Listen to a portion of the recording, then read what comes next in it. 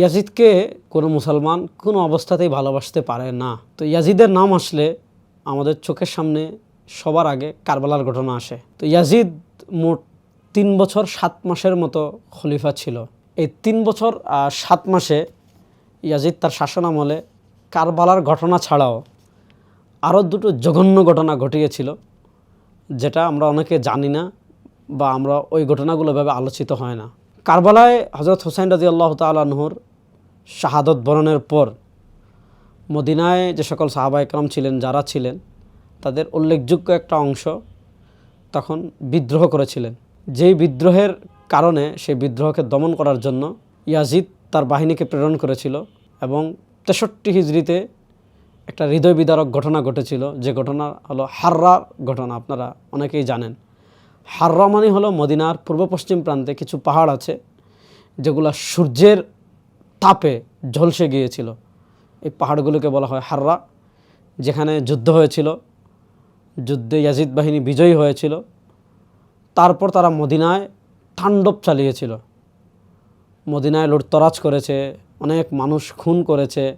মসজিদে নববীতে কয়েকদিন নামাজ আজান বন্ধ ছিল এবং যারা মদিনায় আনসারদেরকে ভীত করবে, সাহাবা ইকরামকে ভীত করবে, মদিনার নিরাপত্তা বিঘ্নিত করবে, তাদেরকে রাসূলুল্লাহ সাল্লাল্লাহু আলাইহি ওয়াসাল্লাম অভিশাপ দিয়েছিলেন।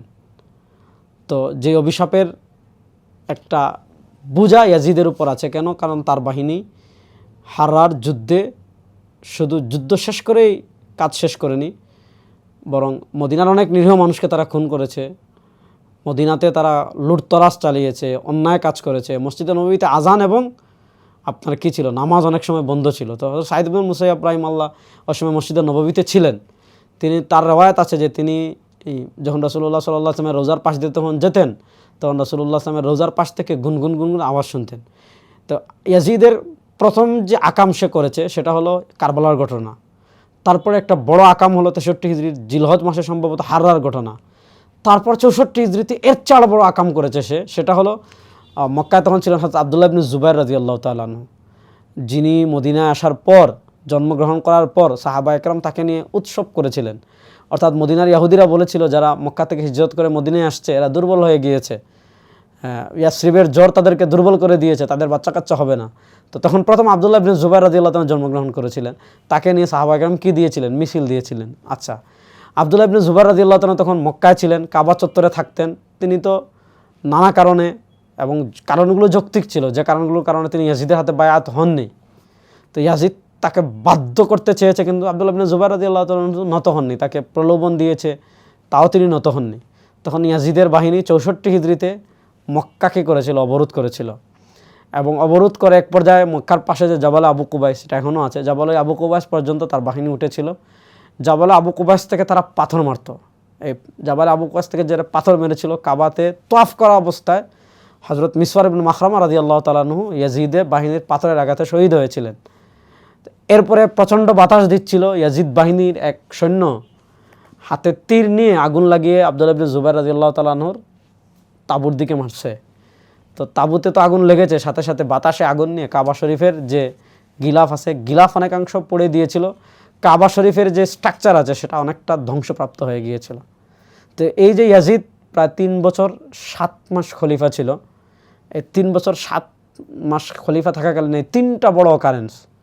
একটা হলো কারবালা, যেখানে আহলে বাইতের অনেক গুরুত্বপূর্ণ সদস্যদেরকে সে শহীদ করেছে, এটার সাথে সে অবশ্যই ওতপ্রোতভাবে জড়িত। 2 নম্বর হাররার ঘটনা মদিনায়। 3 নম্বর হলো কাবা শরীফে আপনার কী করা, পাথর মারা, এবং তার বাহিনীর আক্রমণে কাবা শরীফের গিলাফ জ্বলে যাওয়া। এই 3 আকামের কারণে ইয়াজিদকে কোনো মুসলমান ভালোবাসতে পারে না। যারা ইয়াজিদকে ভালোবাসবে অথবা ইয়াজিদকে রহমতুল্লাহ আলাইহি বলবে, মনে রাখতে হবে এরা হলো নাসিবি। আমরা নাসিবিও না, আমরা রাফিদিও না। রাফিদিরা আহলে বাইতের মহব্বতের নামে সাহাবীদেরকে গালিগালাজ করে, আর নাসিবিরা আহলে বাইতদেরকে দোষারোপ করে ইয়াজিদকে কী করে মাথার উপর তোলে। আল্লাহ তাআলা আমাদেরকে আহলে বাইতের পরিপূর্ণ মহব্বত এবং সাহাবা একরাম রিদওয়ানুল্লাহ আজমাইনের পরিপূর্ণ মহব্বত, আজমত আল্লাহ তাআলা আমাদেরকে দান করুন। হযরত হুসাইন রাদিয়াল্লাহু তাআলা সহ আহলে বাইতের যত সদস্য ইসলামের জন্য জীবন দিয়েছেন, শহীদ হয়েছেন, আল্লাহ তাদের শাহাদাতের উসিলায় এই বিভক্ত এবং এই মাজলুম উম্মাহকে আল্লাহ তাআলা শক্তিশালী হয়ে আল্লাহ তাআলা পৃথিবীতে আবার ইসলামের ঝান্ডা বুলন্দ করার তৌফিক দান করুন।